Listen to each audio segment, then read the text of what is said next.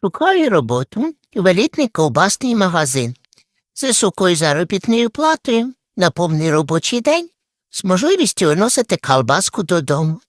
Про себе. Маю досвід роботи 2 роки дистанційно, а маю високий нюх, швидко поїдаю їжу, працюю як слайсер і можу впихнути людям невпихуєме.